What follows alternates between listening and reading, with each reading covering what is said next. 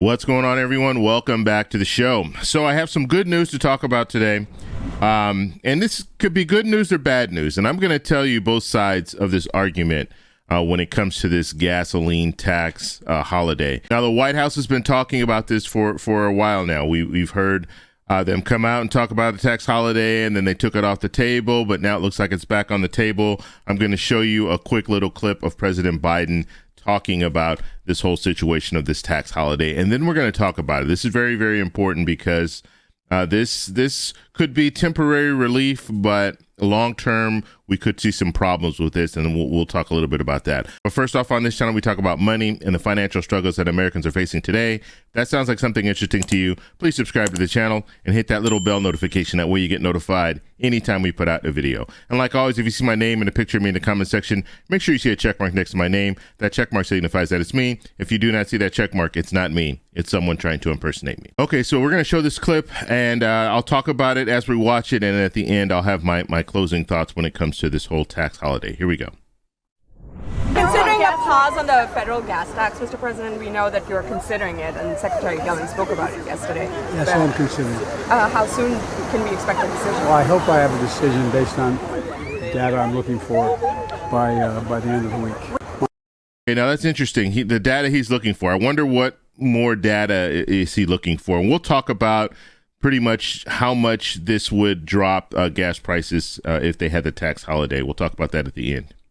My team is going to be sitting down with the CEOs of the major oil companies this week and try to get an explanation how they justify making $35 billion in the first quarter. Are you planning to sit down with oil and gas CEOs, No. Mr. President?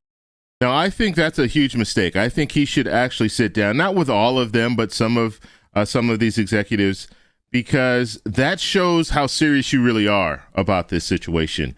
And it's kind of like, and I'm sure the execs don't look at it like this, but it's kind of like when you get called to the principal's office.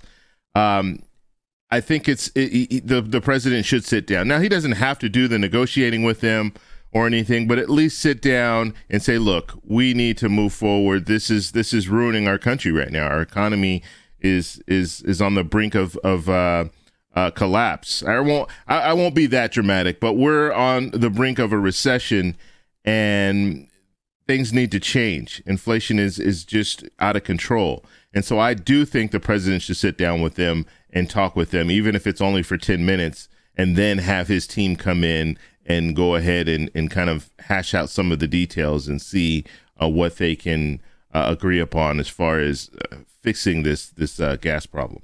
Why is that, sir? Because my team's going to do that. First of all, what they've done is they cut back on the refining capacity. All this stuff you hear about and you guys have to report, that Biden limited the amount of oil. They have 9,000 leases. 9,000 leases on public land. And they should either use it or lose it. And that's number one.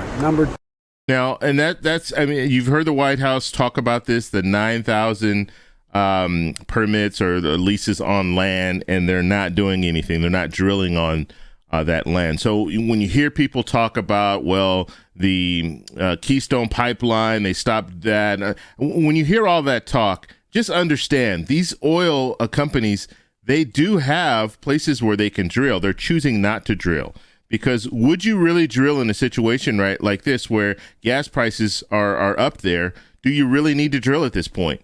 You can just wait it out and then later drill. And then you can also think of it like this. Think of it as kind of like Monopoly, like the game Monopoly, where if you have all this land and you have the right to drill in this land, then other oil companies don't have a right to drill there. So you can just hold out and just hold the land for as long as you want.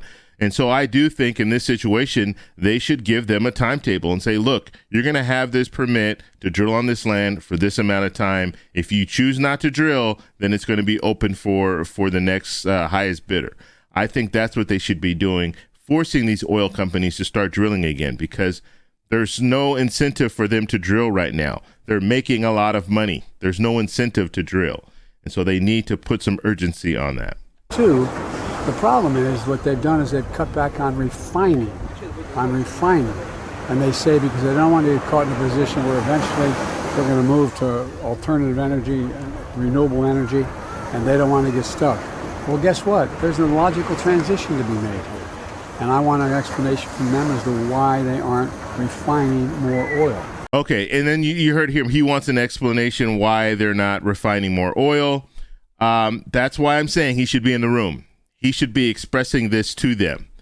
So we'll have to see. Maybe they will kind of change it up, and at least he'll sit down and talk with a few of the oil execs. It would be even better if that was, he's in the Oval Office and they do a quick little, let the press in, take pictures and hear a little bit of the discussion. It lets the American people know that you are taking this issue head on, this issue of gas, and everyone is feeling the pain when it comes to that. So this shouldn't be behind closed doors. At least they should show that photo op of the president talking with these execs. So we'll have to see where they go with this. But now, the overall big scheme of things when it comes to the gas tax holiday, and the reason why the White House has kind of held off and not moved forward with this until now is because it really is not going to make that big of a difference. We're talking about 18 cents. They're saying anywhere from 14 cents to 18 cents. That's the drop that we would see. And also that money is coming from infrastructure. Okay, so the money right now, it's pretty much a tax that is collected, and that money goes to building the roads and bridges. And so that money will not be collected for a period of time. Let's say it's from now until December or however long they have this tax holiday. And so in the best case scenario, it's going to be 18 cents. That's the drop that we would see. Now, when it comes to diesel, it's around 24%. So between 20 and 24% drop for diesel, which is good. That's good too, because now you're addressing, at least somewhat addressing the diesel shortage problem. But when it comes down to it, it's not going to make a drastic difference. And because of that, that's why I think the White House is kind of taking it off the table, but now they're bringing it back on the table because they know they have to do something, and there's not much that they can do outside of talking to the execs, the oil execs, and doing this tax holiday. That's kind of where they are. Now they have entertained this gas rebate, but and having some type of a gas rebate that they'll be sending out to the American people. But that is still it's on the table. They're looking at it, but the logistics, that's the hard part. They're trying to figure out how can we send these debit cards out. Do we have enough chips to make the debit cards to send out to the American people? So that's a whole nother issue.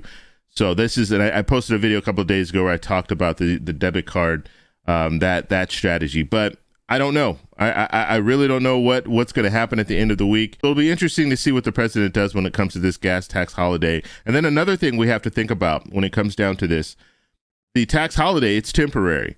So that would mean that you let's see, you see a decrease of 18 cents, and then at some point they're going to have to implement the tax again. And when they implement the tax again, then guess what? Gas prices are going to go back up 18 cents or around that number.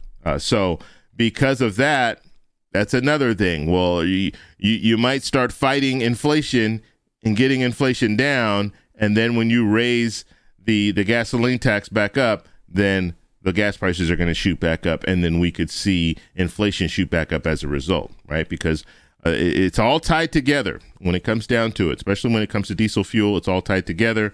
And so you start raising prices on gas again. That means that for the products to get to the grocery store, for the products to get to the department stores, it's going to cost more, which means that you're going to be paying more when you go into those stores and purchase those products. And so it's a temporary fix. And in the long run, we could see a dip in inflation and then have inflation go right back up.